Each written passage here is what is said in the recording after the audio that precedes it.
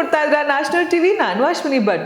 ಈ colourful ದುನಿಯಾದಲ್ಲಿ luck ಅನ್ನೋದು ಹಾಗೆ ನೋಡಿ, ಒಂದೊಂದ್ಸಲ ಯಾರು ಯಾವ ಪಾತ್ರ ಮಾಡ್ಬೇಕು ಅನ್ನೋದನ್ನ ಈ ಲಕ್ಕೆ ನಿರ್ಧಾರ ಮಾಡುತ್ತೆ ಅನ್ಸತ್ತೆ. ಯಾಕಂದ್ರೆ ಮುಂಗಾರು ಮಳೆಯಂತಹ ಬ್ಲಾಕ್ ಬಸ್ಟರ್ ಸಿನಿಮಾವನ್ನ ಪವರ್ ಸ್ಟಾರ್ ಪುನೀತ್ ರಾಜ್ಕುಮಾರ್ ಮಾಡ್ಬೇಕಿದ್ದ ಪಾತ್ರ. ಆದ್ರೆ ಅದು ಬೈ ಚಾನ್ಸ್ ಆಗಷ್ಟೇ ಸಿನಿಮಾ ರಂಗದಲ್ಲಿ ನೆಲೆ ಕಂಡುಕೊಳ್ತಾ ಇದ್ದ ಗೋಲ್ಡನ್ ಸ್ಟಾರ್ ಗಣೇಶ್ ಅವರ ಪಾಲಾಗಿ ಅಲ್ಲಿಂದ ಅವರ ಸಿನಿ ಕರಿಯರ್ ಬದಲಾಯಿತು. ಸದ್ಯಕ್ಕೆ ನೇಮ್, ಫೇಮ್, ಸಕ್ಸಸ್ ಅಂತ ಬಿಗ್ತಾ ಇರುವ ರಶ್ಮಿಕಾಗೂ ಕೂಡ ಈ ಲಕ್ ಅನ್ನೋದು ಬಹಳ ಚೆನ್ನಾಗಿ ಕೈ ಹಿಡಿತು ಅಂದ್ರೆ ತಪ್ಪಾಗೋದಿಲ್ಲ.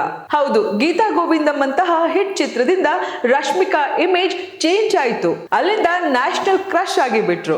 ಆದ್ರೆ ನಿಮಗ್ ಗೊತ್ತಾ, ಗೀತಾ ಗೋವಿಂದಂ ಚಿತ್ರಕ್ಕೆ ಮೊದಲು ಆಯ್ಕೆ ಆಗಿದ್ದು ರಶ್ಮಿಕಾ ಅಲ್ಲ, ಬದಲಿಗೆ ಅರ್ಜುನ್ ಸರ್ಜಾ ಪುತ್ರಿ ಐಶ್ವರ್ಯ ಅವರಿಗೆ. ಆದ್ರೆ ಕೆಲವು ಕಾರಣಾಂತರಗಳಿಂದ ಆಫರ್ ನ ಕೈ ಬಿಡಲಾಯಿತು ಎಂದು ಐಶ್ವರ್ಯ ಸಂದರ್ಶನವೊಂದರಲ್ಲಿ ಹೇಳ್ಕೊಂಡಿದ್ದಾರೆ. ವಿಜಯ್ ದೇವರಕೊಂಡ ಹಾಗೂ ರಶ್ಮಿಕಾ ಮಂದಣ್ಣ ಪೇರ್ ಮೋಡಿಂಗ್ ಮಾಡಿತ್ತು. ಅಂದೇ ಎಷ್ಟು ಫ್ಯಾನ್ಸ್ ಇವರಿಬ್ರು ರಿಯಲ್ ಲೈಫ್ ಕಪಲ್ ಆಗ್ಬೇಕು ಅಂತ ಆಸೆ ಪಟ್ಟಿದ್ರು. ಅಂತೆಯೇ ಎಷ್ಟು ವರ್ಷದ ಸ್ನೇಹ ಇತ್ತೀಚೆಗೆ ಸಂಬಂಧವಾಗಿ ತಿರುಗಿತ್ತು. ಇನ್ನು ಸೀತಾ ಪಯಣ ಸಿನಿಮಾದ ಪ್ರಮೋಷನ್ ವೇಳೆ ಸಂದರ್ಶನ ಒಂದರಲ್ಲಿ ಗೀತಾ ಗೋವಿಂದಂ ಸಿನಿಮಾದ ಆಫರ್ ಬಗ್ಗೆ ಮನಬಿಚ್ಚಿ ಮಾತನಾಡಿದ್ದಾರೆ ಐಶ್ವರ್ಯ. ನನಗೆ ಒಳ್ಳೆಯ ಸ್ಕ್ರಿಪ್ಟ್ ಸಿಗ್ಬೇಕು, ನನಗೆ ಒಂದಷ್ಟು ಸ್ಕ್ರಿಪ್ಟ್ಗಳು ಇಷ್ಟ ಆಗಿದ್ವು, ಆದ್ರೆ ಅದು ಟೇಕ್ ಆಫ್ ಆಗ್ಲಿಲ್ಲ. ಕನ್ನಡದ ಪ್ರೇಮ ಬರಹ ಸಿನಿಮಾ ಚೆನ್ನಾಗಿ ಆಯ್ತು, ಆದ್ರೆ ಆ ನಂತರ ಒಳ್ಳೆಯ ಸ್ಕ್ರಿಪ್ಟ್ಗಳು ಬರಲಿಲ್ಲ. ಹೀಗಾಗಿ ತುಂಬಾ ಸಿನಿಮಾಗಳು ನನ್ನ ಕೈ ತಪ್ಪಿದೆ. ನಾನು ಕತೆ ಕೇಳಿ ನಟಿಸದೇ ಇದ್ದ ಸಿನಿಮಾಗಳಷ್ಟು ದೊಡ್ಡ ಬ್ಲಾಕ್ ಬಸ್ಟರ್ ಆಗಿವೆ.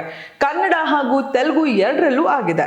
ಅದರಲ್ಲೂ ಗೀತಾ ಗೋವಿಂದಂ ಸಿನಿಮಾ ಕೂಡ ಒಂದು. ಈ ಸಿನಿಮಾಗೆ ಸಿಕ್ಕಾಪಟ್ಟೆ ಹೀರೋಯಿನ್ ಗಳನ್ನ ಸಂಪರ್ಕಿಸಲಾಗಿತ್ತು ಅಂತ ನಾನು ಕೇಳ್ಪಟ್ಟಿದ್ದೇನೆ. ಗೀತಾ ಗೋವಿಂದಂ ಸಿನಿಮಾದ ಸ್ಕ್ರಿಪ್ಟ್ ಕೇಳಿದ್ದೆ, ಆದ್ರೆ ಅದು ಆಗ್ಲಿಲ್ಲ.